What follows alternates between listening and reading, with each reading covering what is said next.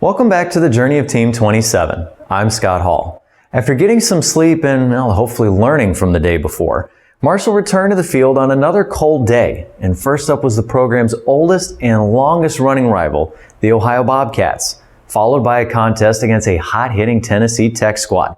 The Herd saw a resurgence in the circle and on defense. This day also saw Aly Harrell at her finest, showing another example as to why so many teams choose not to pitch to her. Remember, she led the NCAA in 2019 in total free passes with 85.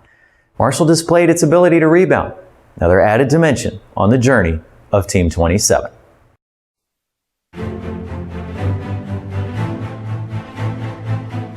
It was the 59th meeting between Marshall and Ohio, a series that dates all the way back to March 5th, 1994.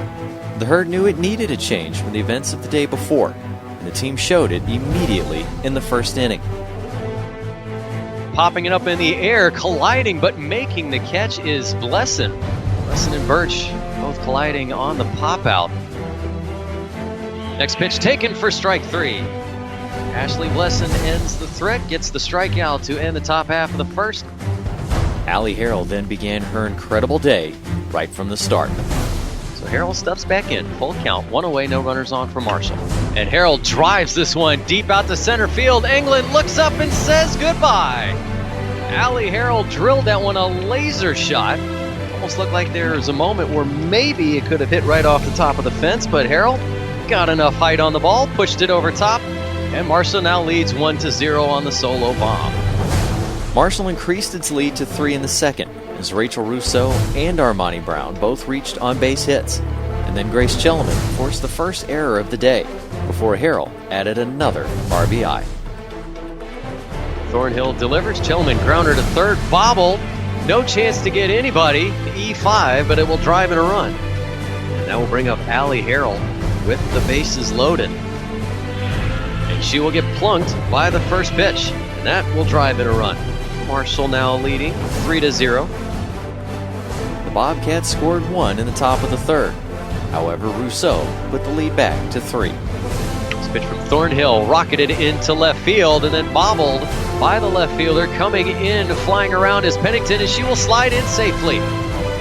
In the top of the fifth, Ohio came roaring back, scoring 4 runs and taking the lead until Kaylee Williamson recorded the last out. Williamson now gets called strike 3 on the outside, so Larson will go down looking. First strikeout of the game for Williamson. Marshall trails by 1. Some clutch glove work from Williamson ended another threat in the top of the 6th. Marshall was beginning to run out of chances until the bottom of the 6th when some sneaky bat work from Brown and Chelleman put 2 runners on as Harrell stepped back up to the plate. Harrell drives one over into right center field, off the top of the fence. Brown comes in to score. Chelleman will be coming around to score as well. Throw home, not in time. Chelleman slides in safely. Harrell with a 2 RBI double. Marshall takes back the lead, 6-5. The top of the 7th, the Herd's defense came through.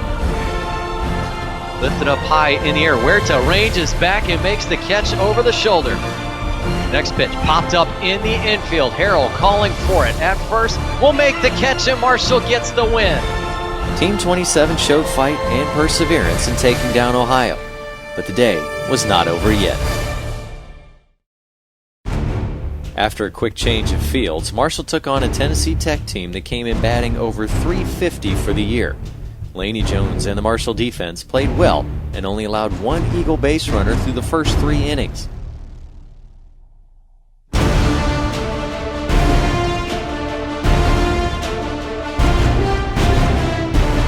Lifted up over to shallow left field. Huerta trying to follow it back, reaches up over her head and makes the catch. Huerta with some excellent tracking from her shortstop position makes the grab. Meanwhile, at the plate, Aly Harrell continued to mash, starting the game with a double in the first, then helping the offense continue by putting Grace Chelleman into scoring position for Sage Pie.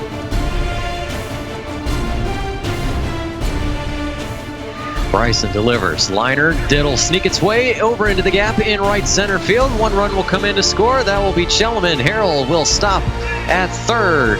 Sage Pie with a RBI single into right center.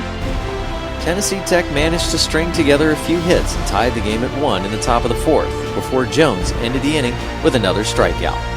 Jones looks in, payoff pitch on the way, taken outside for strike 3. Laney Jones gets the call on the outside, strikeout number 4, and gets herself out of a jam. We are tied up at 1. In the bottom of the 5th, Harrell reached with her 3rd hit of the game, and then Chloe Lee came in to run for Harrell at first, and Lee's blazing speed was put on display as Marshall reclaimed the lead.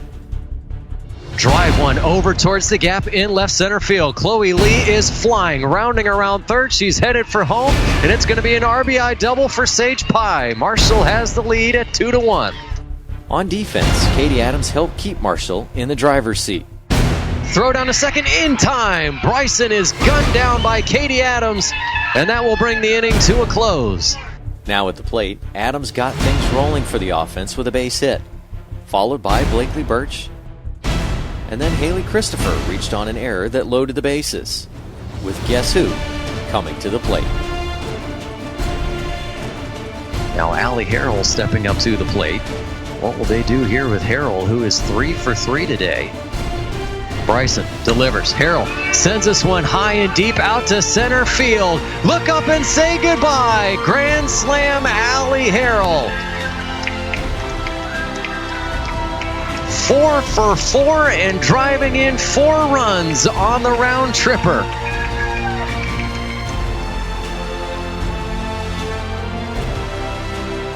Later, Jones capped off the victory with her 5th strikeout of the day. Marshall bounced back to grab 2 more wins. With a final game on Sunday against Indiana State, the Herd still had a chance for a winning weekend, something that became a theme on the journey of Team 27.